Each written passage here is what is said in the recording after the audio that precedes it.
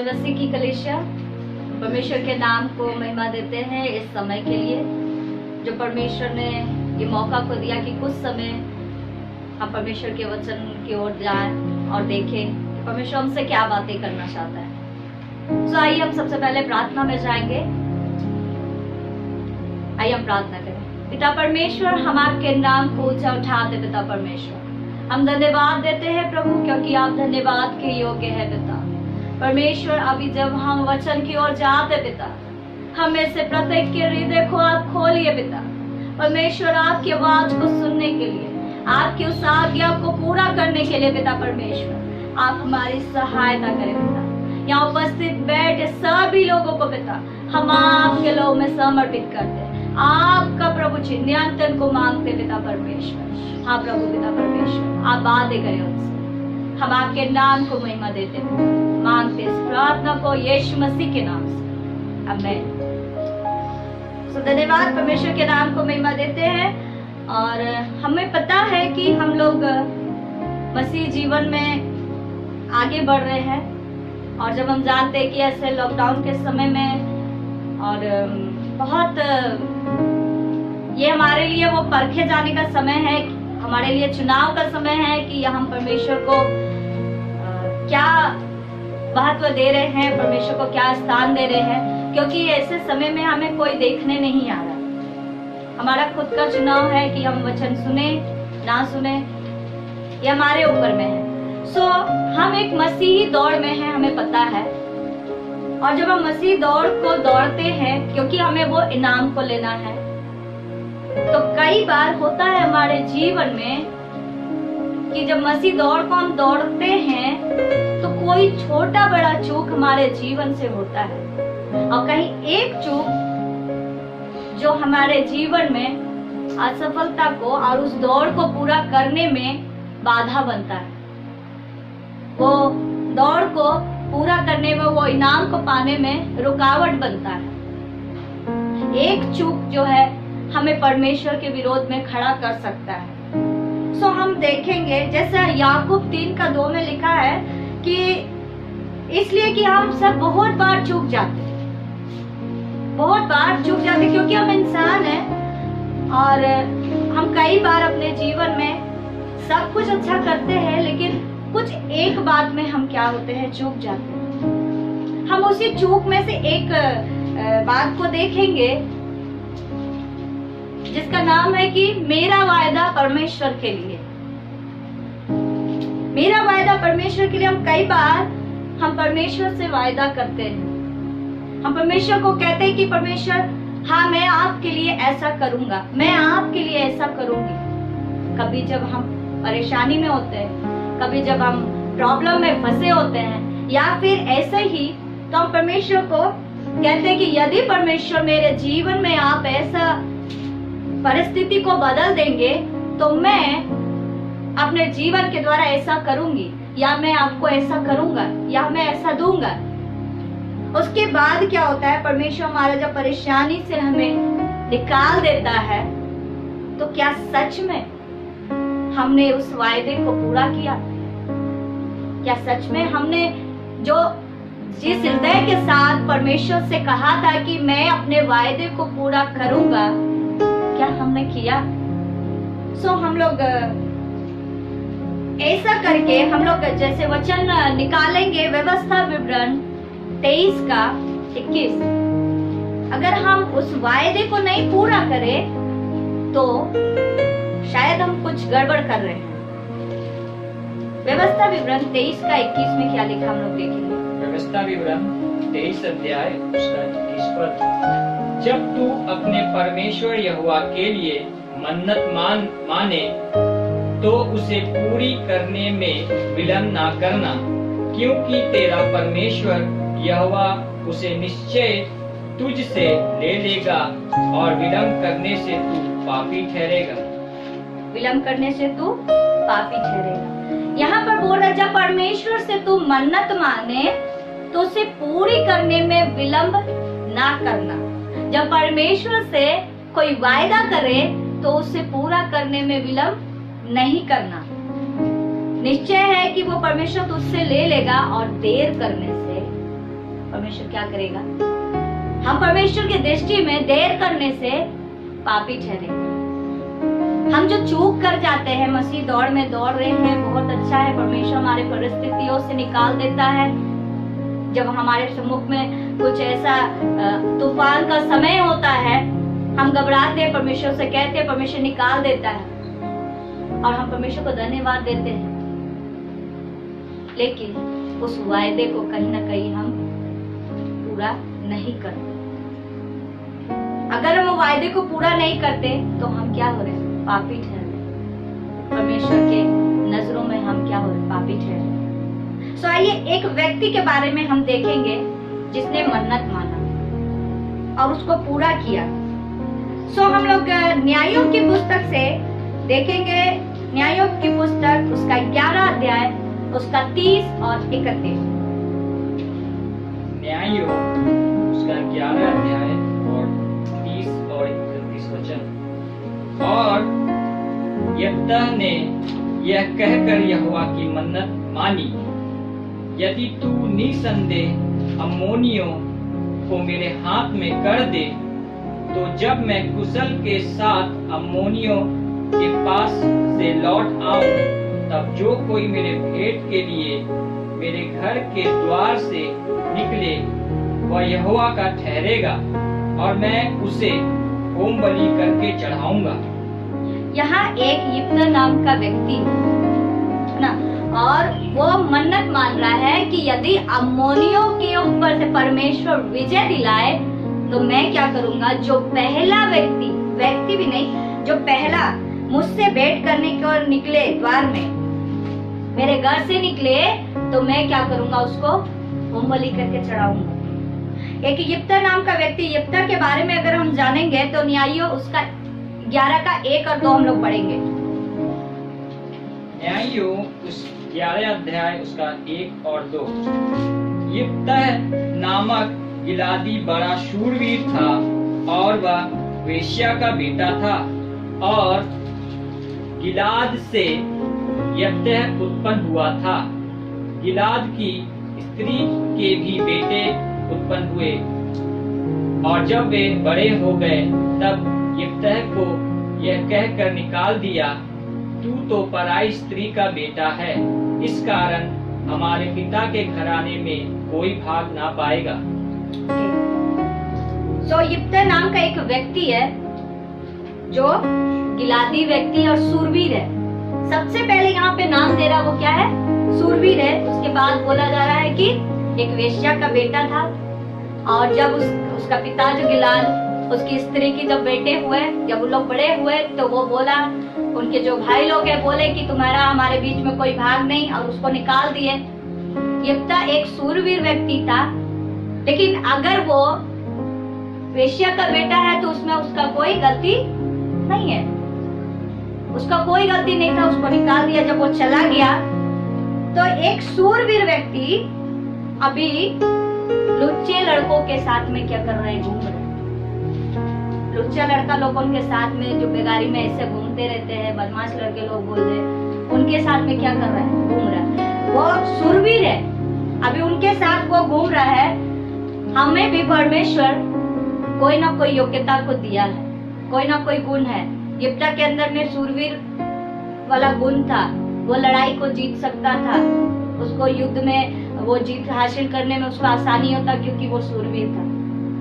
हमारे अंदर भी कुछ कुछ गुण रहता है, और कई बार होता ऐसा है कि हम लोग अपना उस गुण को छोड़ करके क्या करते हैं? अपना ऊपर जो बीता हुआ सामने का परिस्थिति आता है ना, कोई बुरा बोले के कड़वा बात होता है, जैसे अपनों के द्वारा ठुकराया जाना, या फिर इतना हमारा परिस्थिति हमारे ऊपर हावी हो जाता है कि हम अपना गुण को भी क्या होते हैं इसमें खो देते हैं, अपना गुण को भी हम भूल जाते हैं। अब वो क्या करने लगा? लड़का लोगों के साथ में घूमने लगा, लेकिन उसके बाद भी कुछ हुआ था, उसके बाद भी कुछ हुआ। तो न्यायों 11 का 4 में हम लोग देखेंगे कि न्यायों 11 अध्याय उसका 4 वचन। कुछ दिनों के बाद अम्मोनी इजराइल से लड़ने लगे। कुछ दिनों के बाद अम्मोनी लोग जो है, क्योंकि इजरायली परमेश्वर के विरोध में गलत कर रहे थे और उसके द्वारा उनको उनके जीवन में ये बुरा चीज चल रहा था। अम्मोनी लोग जब इजराइलों से लड़ने लगे, तब जो गिलादी लोग हैं, जो वृद्ध लोग हैं, वो लोग आए हैं अभी यिप्तह को ढूंढने के लिए, यिप्तह को खोजने के लिए। क्यों? वो वेश्या का बेटा है इसलिए बोल के नहीं, अभी क्योंकि वो सूरवीर है। वो बोला, उन लोग बोले कि यिप्तह के पास में आके कि तुम हमारा क्या बनो, प्रधान बनो, तुम्हारा हमारा प्रधान बनो, क्योंकि उन लोग उसका क्वालिटी को जान रहे हैं कि ये क्या है, सूरवीर है और ये जीत हासिल कर सकता है। सो उसके बाद बहुत सारा घटना होता है, वो शिकायत भी करता है, वो परमेश्वर से अपने बातों को भी बताता, जो भी घटना हुआ रहता है। उसके बाद में यहाँ जब न्यायों 29 में अगर हम लोग देखते हैं तो यहोवा का आत्मा यिप्तह में क्या हो रहा है, समा गया और गिलाद और मनुष्य से लेकर गिलाद के मिस्पे में आया और गिलाद के मिस्पे से होकर अम्मोनियों की ओर चला। परमेश्वर का आत्मा यिप्तह के ऊपर में आया। यहाँ जब हम फिर से शुरुआती वचन को देखते हैं, अगर 30 और 31 में यिप्तह बोल रहा है, यहोवा से क्या किया, मन्नत को माना।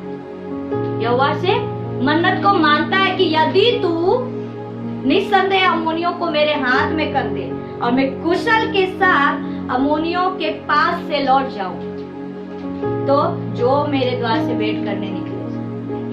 एक छोटा सा गलती हुआ था यिप्तह से, क्योंकि परमेश्वर का आत्मा था, और परमेश्वर का आत्मा था तो जीत तो उसको वैसे ही मिलना था। लोग सोच रहे थे ये सूरवीर है, ये तो जीत हासिल कर ही लेगा, परमेश्वर का आत्मा का वो जीत हासिल कर ही लेता। लेकिन वो क्या किया, मन्नत माना। शायद वो घबरा के बोले या फिर जल्दबाजी में बोले, मन्नत को मान तो लिया कि जो मेरे द्वार से भेंट करने को निकले वो यहोवा का ठहरेगा और मैं होम करके चढ़ाऊंगा। वो मन्नत माना कि अगर परमेश्वर परिस्थिति से मेरे को निकाल लेता है। यहाँ पे एक बात सीखने को है कि यदि हमारे जीवन में जो परिस्थिति आता है ना, हड़बड़ा के कभी नहीं बोलना, कभी भी हड़बड़ा के वो मन्नत को नहीं मानना, वो वायदा को नहीं करना है। परमेश्वर हमें परिस्थिति से निकाल तो लेगा, लेकिन जो मन्नत हम मांग रहे, हड़बड़ा के बोल तो दिया, तो हमको अब मन्नत माने हैं तो पूरा करना है ना। तो यिप्तह का यहाँ पे और एक घटना आता है, जब अभी वो इजरायली लोग से क्या हुआ, जीत लिया, मतलब इजरायली लोग अम्मोनियों से क्या हुए, जीत गए। अब जीत हासिल कर लिया, परमेश्वर उसको विजय दे दिया, क्योंकि परमेश्वर का आत्मा उसमें था, जीत तो उसको होना ही था। और उसके बाद में क्या हो रहा है कि अभी कुछ और होने वाला था। हम लोगों को याद रखना है कि परमेश्वर हमें हर एक परिस्थिति से जीत दिला सकता है, क्योंकि वचन भी कहता है कि हमारा सहने के बाहर हमारा परीक्षा नहीं हुआ। हम लोगों को परमेश्वर जीत दिला सकता है अगर हम मन्नत माने, अगर हम यहोवा से वायदा किए हैं तो हमको उसको पूरा भी करना है, हमको उसको पूरा करना है। हम लोग जब देखें कि अभी परमेश्वर क्या किए हैं, यिप्तह को जीत दिला दिया, वो अम्मोनियों को क्या किया, हरा दिया, और वो बहुत खुश है, बहुत आनंद है, क्योंकि परमेश्वर ने उसको जीत दिलाया।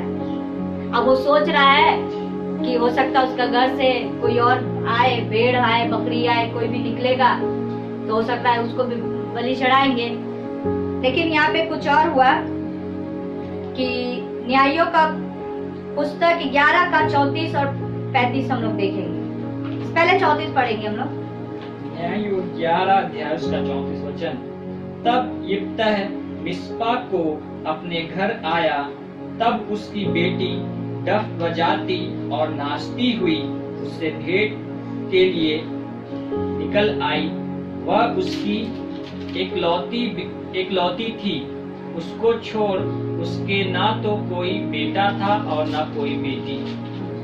यहाँ यिप्तह का एक संतान है, बताया जा रहा है, एक बेटी डफ बजाती हुई, नाचती हुई, इसके अंदर भी योग्यता है बजाने का, नाचने का, परमेश्वर का स्तुति आराधना करने का अच्छा गुण है इसके अंदर भी। पिताजी सूरवीर है और वो बेटी नाचते हुए आई मिलने के लिए, क्योंकि वो भी सुन रही है कि मेरा पापा क्या किया है, जीत हासिल करके आया है, वो खुशी से मिलने के लिए गई बिना जाने हुए कि मेरे पापा क्या मन्नत वो मिलने के लिए गई, क्योंकि यिप्ता का सिर्फ एक संतान था, उसकी बेटी थी। उसका ना कोई बेटा ना कोई बेटी, कोई नहीं था। अब वो खुशी से अपने पापा के पास जा रही है मिलने के लिए कि मेरे पापा क्या कर रहे हैं, जीत हासिल करके आए हैं। उसका पिता जीत हासिल करके आया, वो खुशी से डब बजाते हुए नाचते हुए जा रही है अपना पापा का स्वागत करने के लिए, क्योंकि उसका पापा घर आ रहा है। लेकिन उसका पापा तो कुछ और किया, मन्नत मान लिया था कि जो पहला मेरा घर से आए वो यहोवा के लिए क्या होगा, होम बलि करके चढ़ाया जाए। तो 35 में क्या लिखा हम लोग देखेंगे, 11:35। न्यायों 11:35। उसको देखते ही उसने अपने कपड़े फाड़ कर कहा, हाय मेरी बेटी, तूने कमर तोड़ दी और तू भी मेरे कष्ट देने वालों में हो गई, क्योंकि मैंने यहोवा को वचन दिया है और उसे टाल नहीं सकता। यहाँ पर उसकी एक बेटी, एकलौती बेटी आई है भेंट करने के लिए।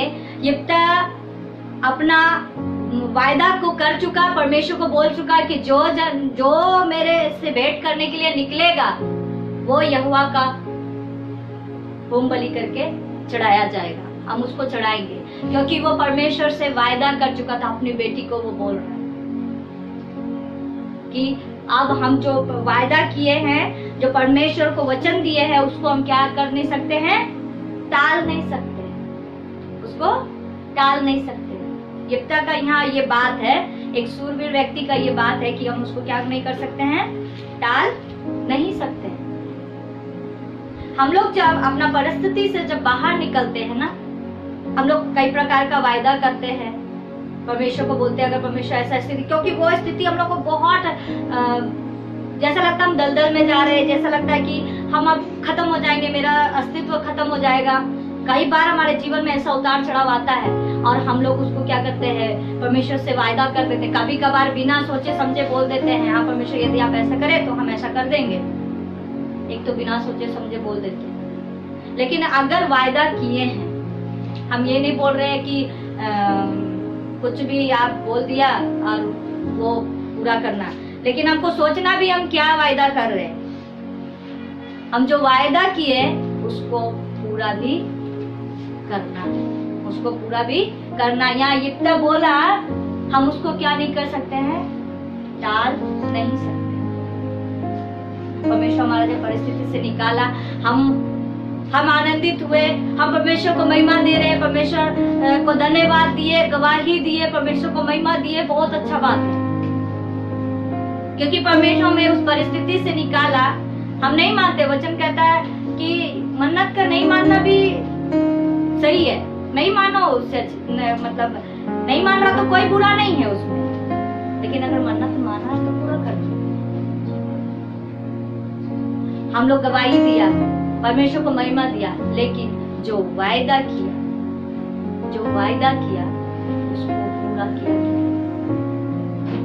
उसको पूरा किया कि नहीं, ये सोचना है हम लोगों को। या हो सकता है कभी वायदा किया भी होगा तो पता नहीं, शायद भूल गए होंगे, बहुत दिन पहले कभी वायदा किए थे, भूल गए। आज जरूरत है परमेश्वर को बोलने का, आपको याद दिलाए परमेश्वर, अपना वायदा को पूरा करें, अपना वायदा को पूरा करें। जैसे हमें एक बहुत पहले किताब एक पढ़े थे, तो उस समय क्या हुआ था, एक प्रभु का दास का हम एक किताब पढ़ रहे थे, तो वो अपना जवानी के समय का कुछ घटना को लिखा हुआ था। तो उसमें क्या था कि उन लोग लगभग 50 लोग गए थे कहीं एक जगह में, होटल में चाय पीने के लिए। 50 लोग उनका ग्रुप जो था हमेशा जाया करता था, और वहां ही उन लोग गए। तो गए, और उसके बाद में एक बार ऐसा हुआ, वो होटल के मालिक से पूछा कितना हुआ बिल, तो वो 49 का बिल बताया। और क्योंकि ये लोग 50 जन था, वो 49 का बिल बताता है, और इसको भी ध्यान नहीं रहता है कि क्योंकि ये मालिक के जो काउंटर में खड़ा रहता है, मालिक क्या करता है, गिनती करता वहाँ कितना है 49। अब वो क्या करता है बोल दिया 49, तो वो 49 जन का चाय का क्या करता है, पैसा लेता है, ये भी पैसा देता है। और जैसे गेट में से बाहर निकलता है तब उसको याद आता है कि हम लोग 49 तो नहीं, हम लोग तो 50 है, हम लोग 50 है। उसके बाद परमेश्वर उसको याद दिलाता है कि आपको उसको पैसा जा करके देना है। और बोला हाँ परमेश्वर हम देंगे, हम दे देंगे। वो वायदा किया, हाँ परमेश्वर हम पक्का बोल रहे कि हम दे देंगे। इस बात को बहुत साल हो गया, बहुत साल हो गया। वो पास्टर जब अपना पुस्तक में लिखे थे, वो बोल रहे कि हम जवानी अवस्था में थे जब ये घटना हुआ, और परमेश्वर हमेशा वो वायदा को याद दिलाया, उसको वो बात को याद दिलाता। वो बोला था हम दे देंगे, क्योंकि उसको देना ही था। वो जान गया कि एक जन का पैसा हम नहीं दिए। और जब वो अपना बुढ़ापा एज में आया और उसके बाद में उसको वो बेचैनी लगने लगा कि उसका एक जन का वो पैसा नहीं। वो फिर जाता है, वो होटल जो है रेस्टोरेंट में बदल चुका है, वो बड़ा सा होटल हो गया। वो जा करके बोलता है कि ऐसा ऐसा हुआ था उस समय, और उस समय वो वाला चाय का दाम नहीं, अभी जो चाय का दाम था उसको देता है। तो होटल का मालिक बोलता है इसमें कोई बड़ा बात नहीं एक जन के लिए, लेकिन वो बोला नहीं, हम तो बोल दिए थे परमेश्वर को वायदा के, क्योंकि हमको मालूम था कि हम गलत किए, लेकिन ये बात को परमेश्वर हमको हमेशा याद दिलाते। अब वो चाय का पैसा क्या किया जाता है, परमेश्वर हमें हमारे वायदे को याद भी दिलाता है। हम जब वायदा कर देते, परमेश्वर याद दिलाता है कि आपने परमेश्वर से ये वायदा किया था, और हम बार बार बोलते हैं प्रभु आज नहीं कर, प्रभु आज नहीं कर, हम कर देंगे, हम कर देंगे। धन्यवाद दे दिए, परमेश्वर को महिमा दे दिए, लेकिन हम अपने वायदे को पूरा नहीं करते। हाँ परमेश्वर तो स्थिति को जानता है। यहाँ यिप्तह बोल सकता था कि परमेश्वर तो स्थिति को जानता है, हम तो इंसान के बारे में नहीं बोले। अब यिप्तह बोल रहा है कि हम जो परमेश्वर को वायदा किए हैं हम उसको टाल नहीं सकते। यहाँ एक अच्छा बात क्या है ना, उसकी बेटी उसका सपोर्ट करती है। अगर कोई जवान लड़की रहेगी या जवान बेटा रहेगा, वो बोलेगा आपका वायदा आप पूरा करो, हम क्यों आपको अपना जानते हैं। लेकिन एक दुख का बात है कि क्योंकि उसका पिता वायदा कर चुका, परमेश्वर से मन्नत मान चुका है, तो उसका बेटी बोलती है 36 में जैसे लिखा है, पढ़ देंगे 11:36। उसने उससे कहा, हे मेरे पिता, तूने जो यहोवा को वचन दिया है, तो जो बात तेरे मुंह से निकली है उसी के अनुसार मुझसे बर्ताव कर, क्योंकि यहोवा ने तेरे अम्मोनी शत्रुओं से तेरा पलटा लिया है। उसी के अनुसार क्या कर, बर्ताव कर। अपने पापा को बोल रही है जो मन्नत आप माने हैं, जो परमेश्वर को आप वायदा कर दिया आप उससे करिए, क्योंकि उसके लिए, उसकी बेटी के लिए भी क्या था कि वो जीत बड़ा था। वो जीत जो था, अम्मोनियों के ऊपर जो जीत वो बड़ा था। वो अपना जान का भी परवाह नहीं की और अपना पापा को बोलती है अपना वायदा को आप परमेश्वर को जो वायदा दिए उसको आप पूरा कीजिए। और यहाँ पर ठीक वो 2 महीना का छुट्टी लेकर के जाती है, क्योंकि वो कुंवारी थी और वो बोलती हमको 2 महीना का छुट्टी चाहिए अपना सहेली लोगों के साथ में रहने के लिए। और वो जाती है, जा करके अपने कुंवारेपन के लिए रोती भी है। और उसके बाद में ठीक 2 महीने के बाद उसका पापा उसको छुट्टी भी दे देता है। एक आज्ञाकारी बेटी, उसको मालूम है 2 महीने के बाद हम नहीं रहेंगे। और 2 महीने के बाद आती है तो उसका पापा जो है परमेश्वर के लिए वो वायदा को क्या कर रहा है, पूरा किया। 39 में लिखा है कि जैसे, और उसका बी पार्ट हम लोग देखेंगे, और उसने उसके विषय में अपनी मानी हुई मन्नत को क्या किया, पूरा किया। मानी हुई मन्नत को परमेश्वर क्या किया, उसका पूरा किया, यिप्तह पूरा किया परमेश्वर के लिए। जब यिप्तह को शायद जरूरत था भी नहीं मन्नत मांगने का, क्योंकि परमेश्वर का आत्मा था उसमें, वो तो जीत हासिल कर सकता था, क्योंकि वो मन्नत मान चुका है, तो अब उसको पूरा तो करना है। हमारे जीवन में यिप्तह के समान परिस्थिति आ सकता है, यिप्तह के समान स्थिति आ सकता है। हम तो मन्नत मांगे थे ये कंडीशन में, लेकिन अभी कंडीशन तो दूसरा है। परमेश्वर तो हमारे परिस्थिति को परमेश्वर तो हमारी स्थिति को जानता है और परमेश्वर आप मेरे को क्षमा करें, परमेश्वर आप मेरे को क्षमा करें। लेकिन हमने तो वायदा किया, यिप्तह ने तो वायदा किया। यिप्तह तो बोल सकता था कि हम अपना बेटी का लेकर तो नहीं सोचे थे, अनिश्चय वो अपना बेटी का लेकर के तो नहीं सोचा था, लेकिन क्योंकि वो मन्नत मान चुका था, वो वायदा कर चुका था, तो उसको पूरा तो करना। अब वो पूरा किया हमारा जीवन में।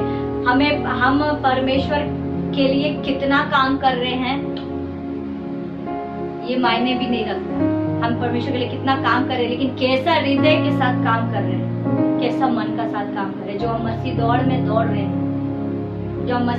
दौड़ रहे हैं, कहीं ये एक चूक जो मेरा वायदा को पूरा ना करना, जो कभी हम वायदा को किए थे परमेश्वर के लिए, कभी हम बोले थे हाँ परमेश्वर मेरा जीवन में ऐसा हो जाए, हम ऐसा करें। परमेश्वर अपना मन्नत बोला, परमेश्वर तो ले ही लेगा, लेकिन विलंब करने से, देर करने से हम क्या ठहर रहे हैं?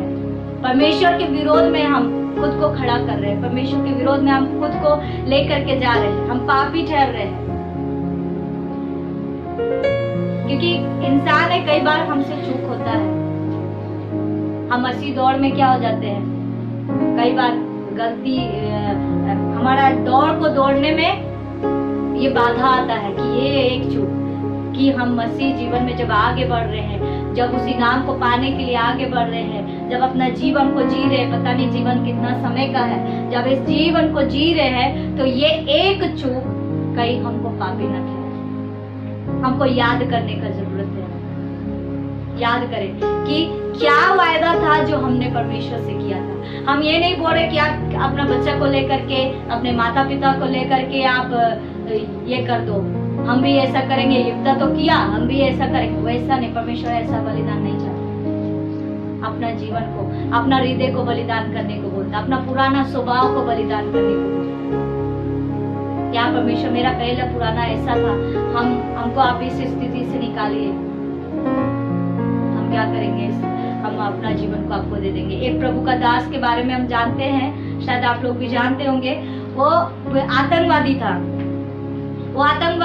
और उसी के लोग उसको मारने के लिए जा रहे थे, और एक पुल के नीचे वो छुपा था, क्योंकि वो क्रिश्चियन था, उसको मालूम था कि एक यीशु मसीह है, एक परमेश्वर है, और परमेश्वर क्या है वो काफी हद तक जानता था, लेकिन अपना जीवन परमेश्वर के हाथ में नहीं दिया था। उसके घर के लोग चर्च जाया करते थे, उसका भाई अच्छा वर्शिप लीडर था, लेकिन वो आतंकवादी था, वो नक्सली था।